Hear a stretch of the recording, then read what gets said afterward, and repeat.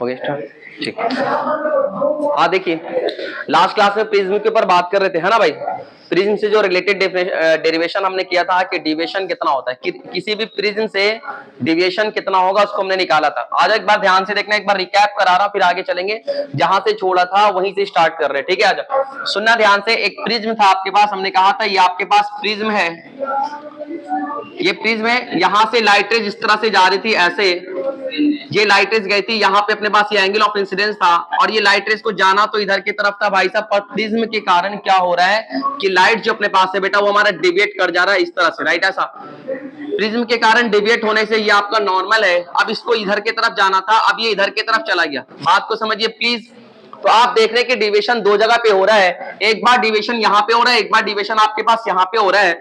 हमने कहा ये एंगल ऑफ इंसिडेंस आई के बराबर है, ये वाला एंगल अपने को R1 के बराबर, ये वाला एंगल R2 के बराबर, राइट। ऐसा, और जो ये वाला एंगल अपने पास है बेटा, ये वाले जो एंगल अपने पास है इसको हमने कहा था एंगल ऑफ इमरजेंस बोला था। ये पूरा जो एंगल अपने पास है नॉर्मल से लेकर के इमरजेंस रे, ये हमारा कहलाता है इमरजेंस रे कहलाता है। और ये जो अपने पास है बेटा ये हमारा इंसिडेंट रे कहलाता है। ये कौन सा रे अपने पास है? Incident ray. ये अपने पास इमरजेंस रे। बात समझ में आ रही है? तो इमरजेंस रे और नॉर्मल के बीच का जो एंगल अपने पास है इसको एंगल ऑफ इमरजेंस बोलते हैं। फिर हमने देखा भाई साहब कि अगर ये पोर्शन ना होता तो ये लाइट इधर की तरफ जाती, बट इधर की तरफ डिविएट कर गई है, तो ये डिविएशन की वैल्यू, ये जो डिविएशन होता है इसको डेल्टा 2 बोलते हैं। और जो यहाँ पे डिविएशन हो रहा है उसको हम लोग क्या बोलते हैं बेटा? डेल्टा 1। हमने नेट डिविएशन की वैल्यू को निकाला था, उससे पहले एक रिलेशन निकाला था। हमारे पास एक रिलेशन आया था A is equal to R1 plus कितना बेटा? R2। A is equal to R1 plus R2, ये हमारे पास एक ऐसा रिलेशन आया था। फिर यहां से हमने डेल्टा की वैल्यू को निकाला, तो डेल्टा की वैल्यू अपने पास आई थी I प्लस E माइनस ए, ऐसा आपके पास रिलेशन आया था। फिर हमने देखा था मैक्सिमम डिविएशन और मिनिमम डिविएशन, दो तरह के डिविएशन देखे थे। तो मैक्सिमम डिविएशन देखे थे हमने, और क्या देखे थे बेटा? Minimum deviation. मैक्सिमम डिविएशन अपने पास दो जगह पे हो रहे थे। हमने ग्राफ देखा था, एक बार आप ग्राफ को याद रखिए। ये आपके पास ग्राफ था, ठीक है। इस ग्राफ में हमने देखा था, ग्राफ आपके पास ऐसा है। तो हमने देखा कि मैक्सिमम डिविएशन भाई साहब दो जगह पे हो रहे। इधर आपका डिविएशन है, इधर आपका अपने पास एंगल है, ये आपके पास एंगल है आई, राइट। ऐसा, तो हमने देखा कि यहाँ पे एक बार मैक्सिमम डिविएशन हो रहा था और एक बार डिविएशन मैक्सिमम यहाँ पे हो रहा था। यहाँ पे मैक्सिमम डिविएशन कब होगा? जब ये आई पता नहीं क्या एंगल है, बट ई क्या होना चाहिए बेटा? ई यहाँ पे 90 डिग्री होगा। वैसा आई जिसपे ई 90 हो तो वो मैक्सिमम डिविएशन, जिसको हम लोग बोलेंगे ग्रेजिंग इमरजेंस। क्या बोलेंगे इसको? ग्रेजिंग इमरजेंस बोलेंगे। और वैसा angle I is equal to I पे भी कितना होता है बेटा? 90 होता है। आई पे भी कितना होता है? आई 90 होता है, तब भी आपके पास मैक्सिमम डिविएशन होता है। दो केस है आपके ऑब्जेक्टिव में आ सकते हैं। इसको बोलते हैं ग्रेजिंग इंसिडेंस बोलते हैं, और इसको क्या बोलते हैं बेटा? ग्रेजिंग इमरजेंस बोलते हैं। बात समझ में आ रही? ठीक है। ऐसा, ये दो पॉइंट। फिर हमने देखा था एक बीच का पॉइंट अपने पास है यहाँ पे। तो ये आपके पास यहाँ पे क्या हो रहा था बेटा? यहाँ पे मिनिमम डिविएशन हो रहे थे। अगर मैं ग्राफ पे चल के दिखाऊं तो क्या आपके पास ये डेल्टा मीन है और ये मिनिमम डिविएशन मिल रहे थे। मिनिमम डिविएशन पे अपने पास आई इज इक्वल टू हमारा बेटा क्या ई मिल रहा था क्या? जब मिनिमम डिविएशन हो रहे थे तो हमें क्या मिल रहा था? आई इज इक्वल टू ई मिल रहा था। इस बात को समझिएगा। फिर हमने वहां से निकाला था कि जो मिनिमम डिविएशन का फॉर्मूला अपने पास है delta mean is equal to, बेटा ध्यान से देखना, आई प्लस ई। क्या मैं आई की जगह पे ई की जगह पे आई लिख सकता हूं? क्योंकि मिनिमम डिविएशन हो गए तो आई और ई दोनों आपस में कैसे बराबर है, तो मैं ई की जगह पे आई लिख सकता हूं माइनस ए, कुछ ऐसा। तो यहां से डेल्टा मीन का जो फॉर्मूला अपने पास बना था बेटा वो 2i माइनस ए। क्या आपके पास ऐसा बना था? बात समझ में आ रही है? ठीक है। ऐसा, इस बात को याद रखिएगा। इसके आगे जो हमने कहा था कि हमने एक रिलेशन डिराइव करेंगे, किसके किसके बीच का रिलेशन हमारे पास है कि अगर प्रिज्म है तो इस प्रिज्म का जो रिफ्रैक्टिव इंडेक्स अपने पास है बेटा वो एनपी के बराबर, और सराउंडिंग का रिफ्रैक्टिव इंडेक्स एनएस के बराबर, जिसको जनरली क्या मानते हैं हम लोग? 1 के बराबर मानते हैं, ठीक है। तो इसका जो रिलेटिव रिफ्रैक्टिव इंडेक्स है, इसका रिलेटिव रिफ्रैक्टिव इंडेक्स और जो डेल्टा मीन है, इन दोनों के बीच के रिलेशन को आपको निकालना है। डेल्टा मीन और रिलेटिव रिफ्रैक्टिव इंडेक्स के बीच का रिलेशन आपको डिराइव करना है, ठीक है। टॉपिक का नाम लिखेंगे, फिर आगे चलेंगे। ध्यान से देखिएगा। आइए, एक बात और, जब मिनिमम डिविएशन हो रहे तो हमें एक बड़ा इंपॉर्टेंट बात याद रखनी है कि जब भी मिनिमम डिविएशन हो रहा है तो एक रिलेशन आपको निकाल करके दे देते हैं। आइए सुनिए, एक रिलेशंस आपको निकाल के देते हैं मिनिमम डिविएशन के केस में, जो इंपॉर्टेंट है, इस बात को याद रखिएगा। जब आपका मिनिमम डिविएशन हो रहा है तो उसमें एक रिलेशन हमारे पास होते हैं, कैसे कैसे निकालेंगे सुनना ध्यान से। देखो, एक बार रिफ्रैक्शन यहां पे हो रहा है, दूसरी बार रिफ्रैक्शन यहां पे हो रहा है। जब यहां पे रिफ्रैक्शन हो रहा है बेटा, तो क्या यहां पे हम एक बार फॉर्मूले को लगाएंगे, ध्यान से देखना क्या अपने पास है। तो मैं लगाऊंगा यहां पे रिफ्रैक्शन का फॉर्मूला लगाऊंगा, स्नेल्स लॉ। तो मैं कह सकता हूं कि यहां पे बेटा क्या आप एनएस एन वन साइन आई, मतलब यहाँ पे क्या हो रहे हैं, यहाँ पे लिख सकते हैं कि NS sine I is equal to, यहाँ का जो अपने पास रिफ्रैक्टिव इंडेक्स अपने पास है वो एनपी इंटू साइन R1। क्या आपके पास बेटा ये R1, राइट, ऐसा, ठीक है। ये पहला रिफ्रैक्शन, ये जो पहला यहाँ पे रिफ्रैक्शन हो रहा है वहां से इस रिलेशन को निकाले। पहला रिफ्रैक्शन यहाँ हो रहा है, इस वाले से यहाँ पे इस रिलेशन को निकाले। असल में जो मेन फार्मूला था उसको देखे, मेन फार्मूला रिफ्रैक्शन का क्या होता है कि N1 sin I is equal to N2 sin R। ये आपका मेन रिलेशंस होते हैं, राइट, ऐसा। N1 sin I is equal to N2 sin R, इसको हम लोग बोलते हैं बेटा स्नेल्स लॉ बोलते हैं। क्या बोलते हैं इसको? स्नेल्स लॉ बोलते हैं, राइट, ऐसा। बात समझ में आ रही, ऐसा। तो मैं इस वाले फॉर्मूले पे, इस वाले पहला रिफ्रैक्शन इस वाले पॉइंट पे, और इस पॉइंट को हमने नाम रख दिया M, इस पॉइंट को हमने नाम रख दिया बेटा N। तो M पे जो अपने पास रिफ्रैक्शन हो रहा है उस पे हमने स्नेल्स लॉ लगाया, तो हमारे पास रिलेशन आ रहा है NS sin I is equal to NP sin R1। ऐसा कुछ रिलेशन आपके पास आ रहे हैं। तो मैं यहां से देखना क्या ये आपके पास NS कुछ ऐसा रिलेशन आ रहे हैं। आइए अब यहाँ पे रिफ्रैक्शन एट एन पॉइंट पर जो रिफ्रैक्शन हो रहा है वहां पे जब स्नेल्स लॉ को लगाएंगे तो हमारे पास क्या रिलेशन आएगा, सुनिए ध्यान से। लाइट रेज इधर से इधर की तरफ जा रही है, तो यहाँ पे जब स्नेल्स लॉ लगाएंगे तो यहाँ पे जो रिलेशन आपके आएंगे, यहाँ का रिफ्रैक्टिव इंडेक्स, यहाँ का एंगल, तो यहाँ का रिफ्रैक्टिव इंडेक्स अपने पास है बेटा वो NP, और ये कितना बेटा sign R2 is equal to. आइए इधर का देखेंगे, इधर का जो एंगल अपने पास है, इधर का एंगल E है, और इधर का रिफ्रैक्टिव इंडेक्स किसके बराबर है, NS के बराबर, और ये किसके बराबर, साइन I के बराबर। ध्यान से देखना, फिर से बता रहा हूं, दो जगह पे रिफ्रैक्शन हो रहे हैं, एक बार यहां पे रिफ्रैक्शन, दूसरी बार यहां पे रिफ्रैक्शन हो रहा है। यहां डिविएशन हो रहा है, यहां भी डिविएशन हो रहा है। कितना डिविएशन हो रहा है वो रिलेशन निकाल दिया, उसकी जो वैल्यू अपने पास आई delta is equal to I plus E minus A। बात समझ में आ रही है। अब क्या हो रहा है कि यहां भी रिफ्रैक्शन हो रहा है, तो यहां पे रिफ्रैक्शन, तो एक बार यहां पे स्नेल्स लॉ लगाएंगे, एक बार यहां पे स्नेल्स लॉ लगाएंगे। ऐसा क्यों कर रहे हैं, एक रिलेशन को डिराइव करना इसलिए कर रहे हैं, राइट, ऐसा। अब बेटा ध्यान से देखना, आपने क्या बोला, इन केस ऑफ मिनिमम डिविएशन, इसको बोल देते इक्वेशन नंबर फर्स्ट, इसको बोल देते इक्वेशन नंबर 2। तो मैं कह सकता हूं कि in case of minimum deviation, what we know, in case of minimum deviation हमने जस्ट बताया कि I जो अपने पास होता है बेटा, क्या वो E के बराबर होता है। अगर I और E दोनों आपस में बराबर होते हैं मिनिमम डिविएशन में, तो मैं कहूं कि इस वाले इक्वेशन में और इस वाले इक्वेशन में, इस साइड अपने को बेटा ये हमारा NP है, साइन R, इस साइड देखे ध्यान से, इसका ये वाला पोर्शन को देखें और इसके ये वाले, क्या दोनों का एक एक हाथ आपस में बराबर है। अगर इन दोनों का एक एक हाथ आपस में बराबर है, इसका मतलब ये इसके बराबर होगा। फिर से देखना, अगर ये इसके बराबर है मतलब ये दोनों आपस में बराबर होंगे। और ये मन में सोचो 10, तो ये भी 10, तो ये किसके बराबर, 10 के बराबर, ये भी किसके बराबर, 10 के बराबर। तो मैं कह सकता हूं बेटा कि यहां से from equation first and second what we say, we can say that, बाबू यहां देखना, ये आपके पास है कि NS sin I is equal NS sin, sorry ये वाला portion, NP sin R1 is equal to, यहां से कह सकता हूं कि NP sin R2, ऐसा कह सकता हूं।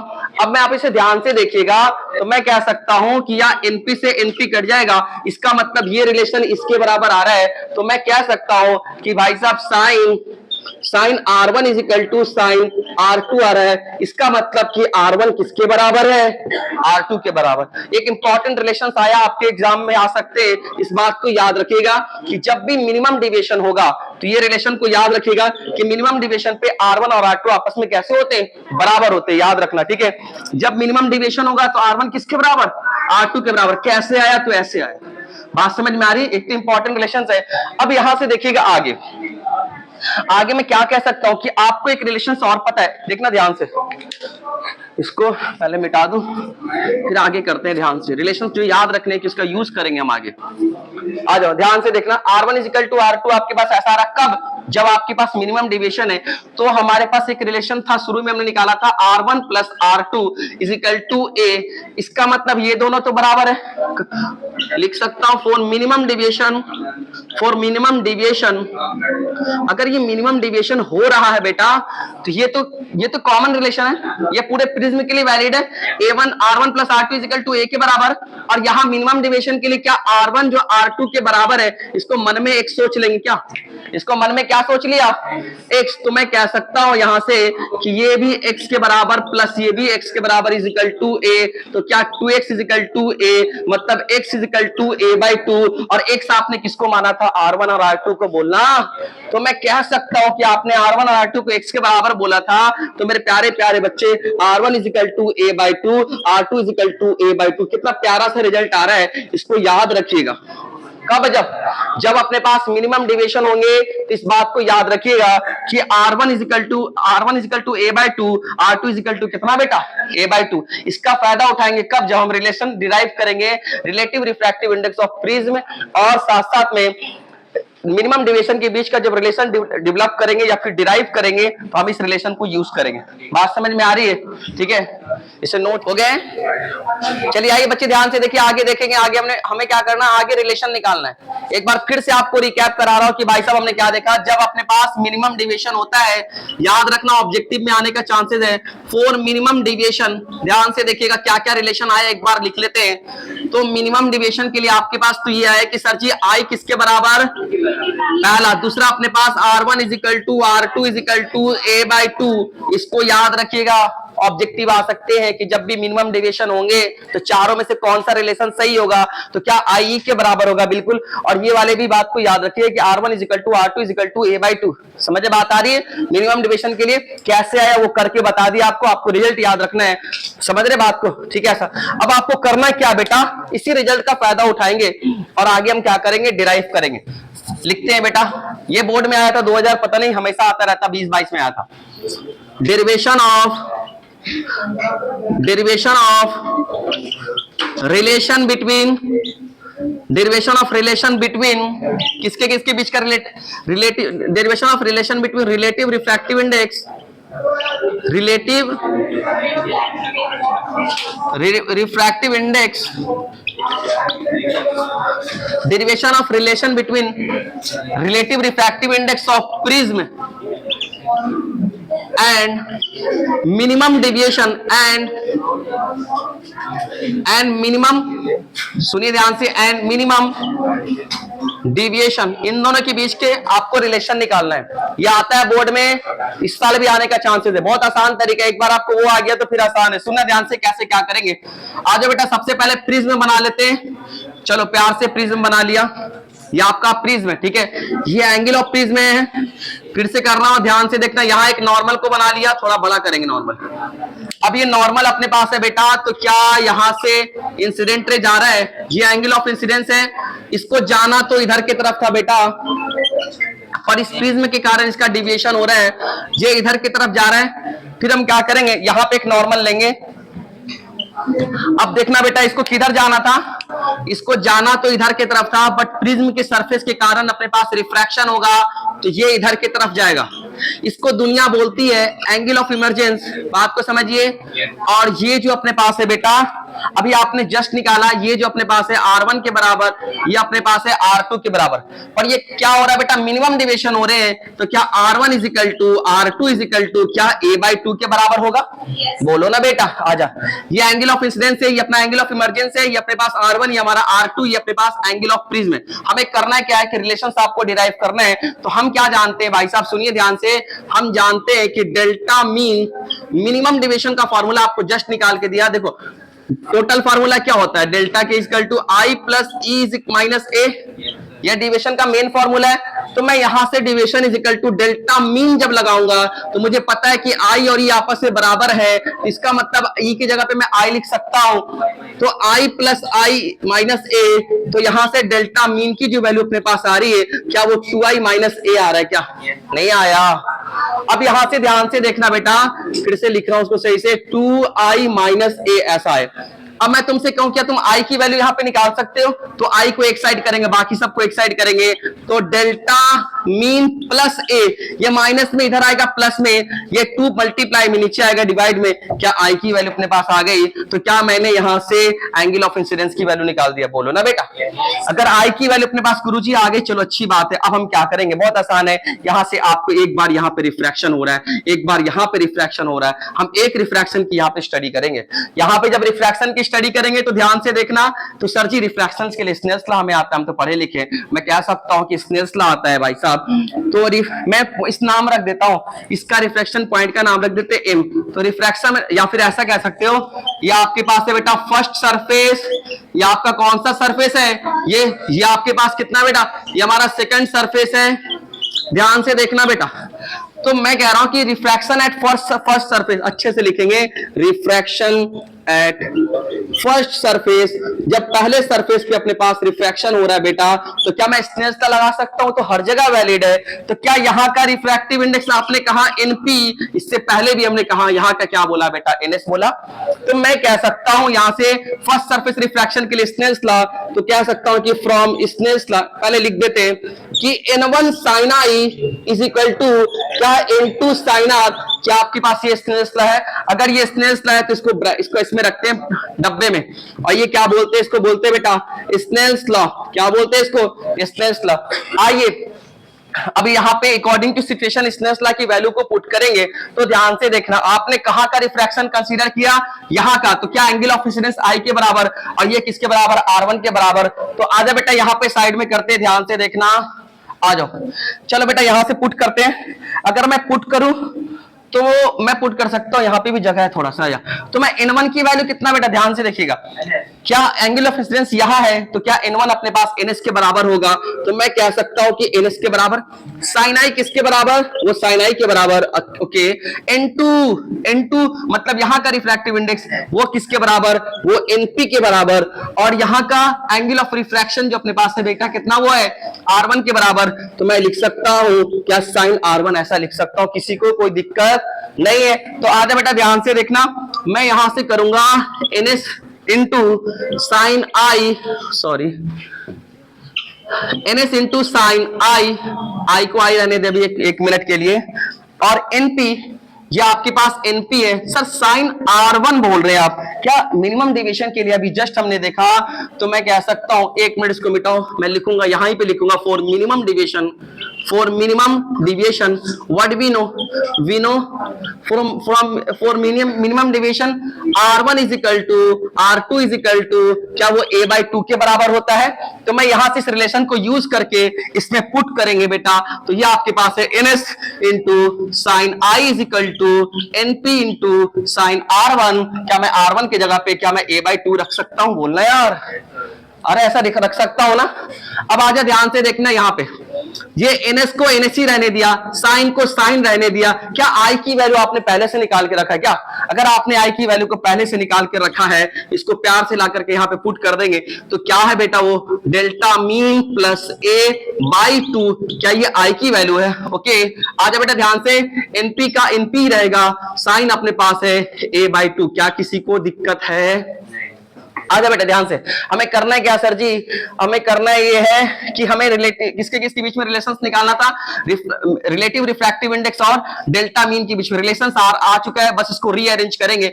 हम क्या कर सकते हैं, देखना ध्यान से, इसको ला करके इधर कर दे, बाकी सबको इधर कर दे, तो sign delta mean plus a by 2, ऐसा अपन ये नीचे में आ जाएगा, तो नीचे हो जाएगा sine a by 2 is equal to, इधर सिर्फ और सिर्फ क्या बचेगा, एनपी, ये जो एनएस अपने पास है इसको ला करके नीचे पटक दें। क्या मैं रीअरेंज कर दिया? अगर मैंने रीअरेंज कर दिया बेटा, उसके आगे थोड़ा सा मैं मिटा रहा हूं, उसके बाद आप देखिएगा इसको थोड़ा सा मिटा रहा हूं, थोड़ा सा यहां पे लिखूंगा, आ जाओ। अब हमने रीअरेंज कर दिया, अब आपको दिख गया होगा कि आप इसको पहचानते हो, एनपी अपन एनएस को ही तो दुनिया एन रिलेटिव बोलती है ना। क्या बोलती है इसको?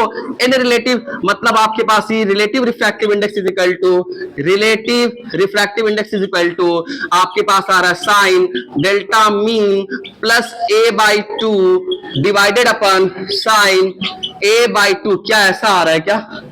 अरे बोलो, आपको यही डेरिवेशन 2000 पता नहीं 22 कितने में तो आपके पास आया था। इसको प्रूफ करने के लिए आ सकता है, बोलेगा derive the relation between relative refractive index of a prism and delta mean के बीच में। तो डेल्टा मीन के लिए आपको तो इस बातें याद होनी चाहिए ना कि R1 equal to R2 equal to A by 2 होता है, तभी तो मैं अप्लाई कर पाएंगे, और I इक्वल टू E होता है तभी तो मैं अप्लाई कर पाऊंगा। अगर नहीं हो तो नहीं अप्लाई कर पाऊंगा, मैं नहीं ड्राइव कर पाऊंगा। बात समझ में आ रही है? ठीक है, ये डेरिवेशन आपका प्रिंस से रिलेटेड कंप्लीट हुआ। अब इसके आगे हम चलेंगे।